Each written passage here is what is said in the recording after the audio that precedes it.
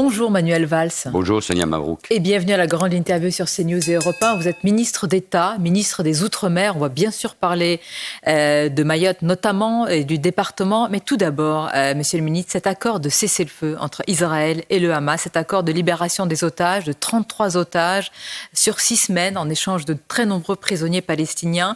Le tout à partir de dimanche, après 15 mois de guerre. Est-ce que vous êtes rassuré ce matin pour que cet accord tienne? Comment vous réagissez? D'abord, j'espère toujours, depuis plus d'un an et demi, je me bats comme beaucoup pour le retour de tous les otages, de nos compatriotes. Il ne faut jamais oublier que nous avons perdu 40 des nôtres, des franco-israéliens, que nous attendons aussi encore. Nous ne savons pas quel est leur sort. Nos compatriotes Ohad et Ofer, j'espère qu'ils seront très vite libérés. Attendons, parce que je vois qu'il y a encore des discussions au sein du cabinet israélien, pour que cet accord soit mis en œuvre. Enfin, j'espère qu'ils reviendront. Il faut penser à ces otages, victimes comme des centaines de personnes des attaques terroristes du Hamas le 7 octobre 2023. Enfin, dites-vous, Manuel Valls, accord de cessez-le-feu, avec encore certainement beaucoup de réglages, de mise au point, mais ce n'est pas la fin de la guerre. Non, ce n'est pas la fin de la guerre, ce n'est pas la fin de l'histoire. Rendez-vous compte, mais vous le savez, depuis un an, le paysage de cette région a été totalement changé, sans doute grâce à la réaction, à la capacité d'Israël. L'Iran est affaibli, le Hezbollah est affaibli, Bachar est tombé, le Liban a enfin un président, et cela aussi grâce à l'action diplomatique de la France. Donc toute la région, tout le Proche et le Moyen-Orient sont bouleversés par ce qui s'est passé. Mais bien évidemment, d'autres questions vont être posées. Comment demain reconstruire Gaza? Comment arriver à une paix durable? Avec qui? Sans aucun doute jamais avec le Hamas, avec une autorité palestinienne, mais qui a besoin de se régénérer. Oui, le temps de la diplomatie, de la politique, va incontestablement s'imposer. Mais la guerre contre le terrorisme, contre l'islamisme, contre les frères musulmans, cette idéologie totalitaire qui nous mène aussi la guerre partout en Europe et en Occident, cette guerre-là, elle n'est pas terminée. Vous avez parlé du rôle de la France. La réaction du président Emmanuel Macron a suscité de nombreux commentaires. On va le voir s'afficher à l'écran, et je le dis pour nos auditeurs d'Europe 1, lorsqu'il évoque le calvaire injustifiable des Gazaouis après 15 mois de guerre. Alors évidemment que les souffrances des Gazaouis sont immenses, mais Manuel Valls parlait de calvaire injustifiable après 15 mois, donc juste après le 7 octobre. Est-ce que vous auriez employé le même qualificatif? La responsabilité de cette guerre, avec ces morts, ces victimes, ces souffrances, elle incombe d'abord et avant tout au Hamas.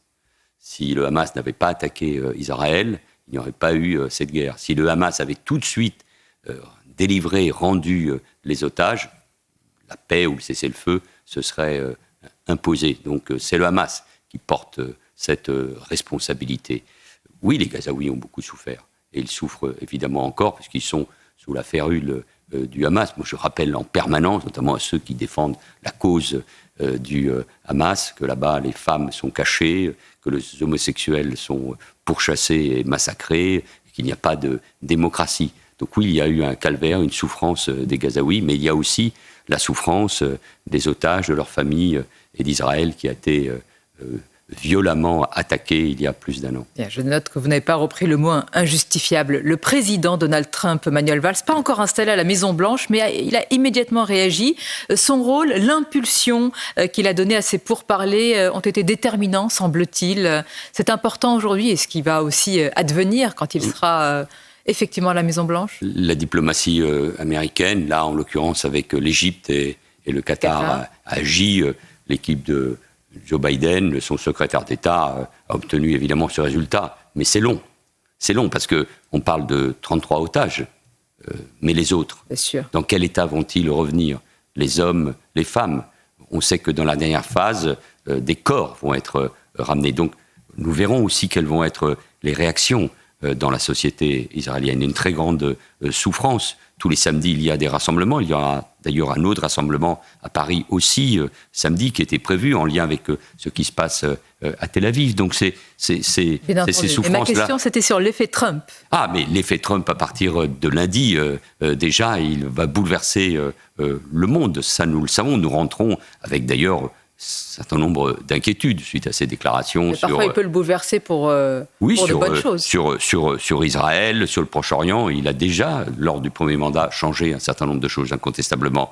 Je suis plus inquiet après ses déclarations sur le Groenland, sur le Canada, sur le canal de Panama. Donc, il faut se préparer à ces changements. Raison de plus pour que l'Europe, face à cela, ait son mot à dire, soit forte. Et de ce point de vue-là, je pense que la France a toujours un mot à dire.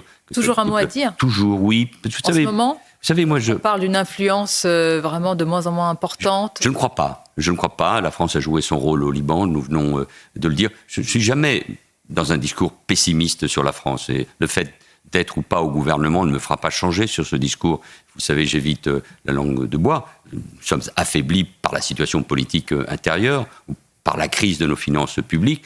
Mais nous restons une grande puissance politique et militaire. Nous sommes membres permanents du Conseil de sécurité. La voix de la France porte. Mais pour être fort aujourd'hui dans le monde, il faut être dans un ensemble. Et cet ensemble, c'est l'Europe. Sacré défi que va nous poser l'arrivée de Donald Trump, notamment dans notre soutien à l'Ukraine, dans le réarmement que l'Europe doit s'imposer. Donc beaucoup de pays sont en train de s'armer dans tous les sens du terme, et notamment à travers leur défense. Je pense à la Pologne. Nous aussi, nous avons une trajectoire budgétaire pour être plus fort. Bon, et le pays que nous sommes et qui a l'arme nucléaire a des responsabilités que d'autres pays n'ont pas. Sûr. Rapport de force, vous nous direz s'il faut l'engager également avec l'Algérie notamment. Mais tout d'abord, retour à l'actualité politique française, Manuel Valls. Tandis qu'une motion de censure de la France insoumise sera examinée tout à l'heure à l'Assemblée, Jean-Luc Mélenchon a mis la pression sur les élus du NFP qui seraient tentés de ne pas la voter en les menaçant d'investir donc des candidats insoumis sur leur circonscription des députés socialistes. Que vous inspire cette méthode ?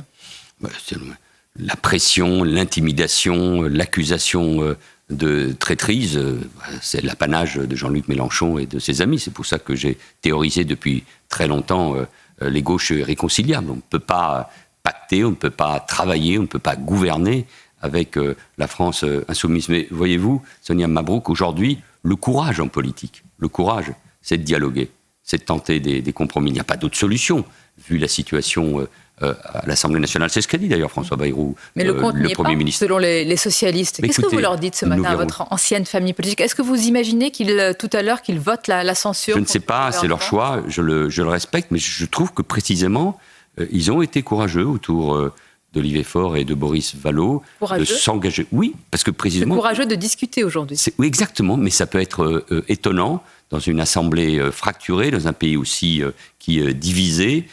L'idée d'imposer ou qu'un bloc, parfois minoritaire, impose à l'autre ses théories et ses idées est absurde. Je pense qu'on a besoin de dialogue. Est-ce qu'on peut sortir dans des sociétés de plus en plus tendues, chacun d'entre vous l'analyse, où les idéologies s'affrontent, où le bruit aujourd'hui s'impose, où la raison, le sens commun, l'intérêt général ont du mal à se frayer un chemin. Donc oui, moi je pense qu'il faut dialoguer, trouver des solutions avec les uns et les autres. Écoutez, pas plus tard qu'il y a quelques heures, j'ai quitté le Sénat à 1h30 du matin, avec tous les groupes, avec tous les parlementaires, on peut trouver un chemin. Ce qu'on fait sur les Outre-mer, on ne pourrait pas le trouver pour le budget de la France. Vous parlez de dialogue, donc moi j'associe le dialogue au respect. Est-ce que c'est respectueux quand un collègue, M. Rebsamen en l'occurrence, affirme qu'il ne respecte pas du tout le RN ? Mais on peut avoir des convictions et des valeurs, et moi je combats le Rassemblement national. Pas la même chose, combattre les idées et respecter. Au sein du Parlement, moi je respecte tous les parlementaires. Il y a deux parlementaires. Vous respectez le Rassemblement national ? Mais je respecte tous les parlementaires. Le Rassemblement national ? Je respecte toutes les formations politiques le RN qui sont dans l'enceinte. LFI. Mais je respecte ceux qui sont prêts à dialoguer, à travailler. Ah, donc pas LFI, M. Valls. Mais je sens, aujourd'hui, ils ne sont pas dans ce dialogue. Mais il y a deux députés à Mayotte. Une qui appartient au groupe Lyotte, ces élus qui sont plutôt au centre de l'échiquier, et une autre qui est du Rassemblement national. pas nier le dialogue avec elle. Elle représente des compatriotes qui sont aujourd'hui en train de souffrir. Après, on s'affronte sur les idées, sur les propositions, donc, M. Rebsamen a eu tort. sur les valeurs. Vous pensez que là, je vais commencer à juger et à distribuer pardonnez-moi, c'est important. Vous avez un bons groupe, points. Le RN, qui pourrait être titillé d'aller vers la censure. Donc, ce n'est pas une question anodine. Moi, je ne suis ni pour l'exclusion, ni pour essayer d'enlever, d'écarter du jeu politique les uns et les autres. J'ai écouté l'orateur du Rassemblement national à l'occasion du discours de politique générale de François Bayrou. C'était très dur. C'était violent sur le fond. Il s'éloignait évidemment de mes convictions et souvent de mes valeurs. Mais moi, je pense aux électeurs. Je pense à ceux qui nous écoutent et qui nous regardent. Je pense à ceux qui votent. Moi, je veux dialoguer avec tout le monde, vous savez. Donc, de la même manière, vous respectez les électeurs de la France Insoumise. Mais évidemment, il y a de nombreux députés de gauche, du Parti communiste, ou proches du Parti communiste, ou de LFI, des socialistes bien sûr, des centristes également, qui représentent les Outre-mer. Je ne peux pas nier ce dialogue. Encore une fois, tenter de trouver des solutions, dialoguer, bâtir des compromis qui soient utiles pour les Français, ça me paraît indispensable. Donc, je pense qu'il ne faut jamais être dans le sectarisme. J'entends parfois, y compris la violence. Non, j'entends parfois la violence, le sectarisme à mon égard. Mais moi, je ne veux pas me dévier de ma mission, mon rôle, surtout quand on est au gouvernement, avec l'expérience qui est la mienne, c'est d'avancer, c'est d'écouter. Moi, je suis un républicain. Être républicain, c'est pas tout confondre, bien évidemment, mais c'est d'essayer de rassembler sur l'essentiel. En tous les cas, ça a été le cas, comme vous l'avez dit tout à l'heure au Sénat sur le budget des Outre-mer. Je le précise à nos auditeurs et téléspectateurs, ce n'est pas anodin qu'un tel budget augmente. On va rentrer dans les détails d'autres critiques, mais ça veut dire qu'il y a vraiment une attention portée aujourd'hui sur ces départements. Oui, bien sûr. Peut-être parce que le Premier ministre, avec l'accord du Président de la République, a décidé que ce ministère serait placé comme ministère d'État. Ça ne s'est jamais fait à ce niveau de la hiérarchie gouvernementale. C'est un ancien Premier ministre, donc ça m'oblige à réussir. Et puis ce sont des territoires qui représentent la France en grand, sur 5 continents, 3 océans.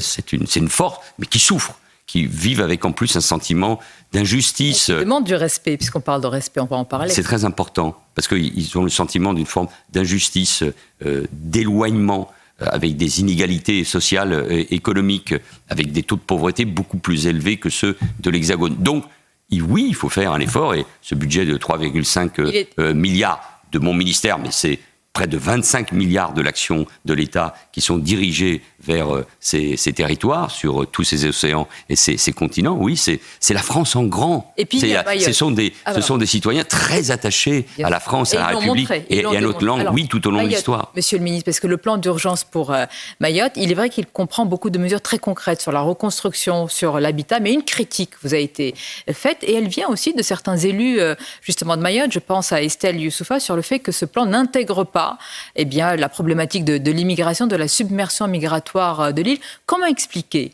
alors que vous-même et le Premier ministre en a parlé lors de sa déclaration de politique générale, qu'il n'y ait rien dans ce plan sur l'immigration? Mais parce qu'il faut travailler avec méthode. Il y a une première loi d'urgence qui vise... Donc c'est pas l'urgence? Si, bien sûr, mais qui vise à accélérer toutes les procédures. Puis il y a une deuxième loi que je présenterai au mois de mars, j'ai encore évoqué hier au Sénat, avec les 2 sénateurs mahorais notamment, qui va être la plus sur le moyen et le long terme. C'est vrai sur l'immigration, je vais y revenir, la sécurité, l'éducation, le développement économique. Il va y avoir un établissement public qui va être le bras armé de l'État et des collectivités territoriales pour reconstruire et refonder Mayotte, une zone franche pour l'économie. Et nous avançons déjà sur l'immigration. Il va y avoir une proposition de loi DLR, notamment, dans quelques jours, qui va être débattue, qui va permettre aussi de restreindre le droit du sol. Restreindre, monsieur le ministre, ça veut dire que vous êtes pour la limitation, pas la suppression? Mais la suppression oblige un débat constitutionnel, peut poser un problème d'égalité. Pour ma part, je suis très sceptique. Mais en revanche, nous pouvons avancer sur ce sujet, lutter aussi contre les faux certificats de paternité. Mais le vrai sujet, vraiment, On ne reconstruira pas Mayotte si on ne règle pas deux problèmes, celui de l'immigration irrégulière et celui de l'habitat illégal, et si nous ne créons pas les conditions d'un rapport de force avec les Comores. Donc, sinon, en effet... rapport de force avec les Comores. Ah oui, parce que sinon... Là encore, on va voir les moyens, au-delà des paroles. Alors, il y a des moyens qui sont mis en œuvre. Gérald Darmanin, quand il était ministre de l'Intérieur, avait parlé d'un rideau de fer. Oui, il faut. Sinon, on n'y réussira pas dans une population qui a beaucoup souffert du cyclone, d'une tempête encore tropicale il y a quelques jours, de la pauvreté. Donc, oui, il faut à la fois investir, il faut régler le problème des bidonvilles. C'est pas facile, mais nous n'avons pas d'autre choix et il va falloir reconduire beaucoup de monde à la frontière. La population de Mayotte, la moitié est étrangère, donc une grande partie sont des illégaux. Aucune région, aucun département d'outre-mer ou de l'Hexagone ne pourrait supporter cela. Donc oui, moi je suis pour une très très grande fermeté sur ce sujet-là. On ne réglera pas l'avenir de Mayotte sans régler le problème de l'immigration illégale. Monsieur Valls, je voudrais, parce qu'on arrive à la fin de cet entretien, revenir évidemment sur la principale actualité qui est cet accord de cessez-le-feu et sur les otages entre Israël et le Hamas. Par la voix de la France, on apprend qu'il n'y a pas de certitude sur le sort de nos deux otages franco-israéliens. Vous avez été très impliqué, vous l'êtes toujours, sur évidemment cette situation et celle des otages. Vous n'avez également pas d'autres informations, canal d'information, contact bien avec sûr. Ces familles. On voit ces images, Ofer Calderon et Ohad Yahalomi, évidemment. J'ai tellement rencontré les familles des otages, je compte des amis que j'avais rencontrés il y a déjà très longtemps, des familles de bédouins israéliens. Ils sont morts, leurs enfants, leurs proches.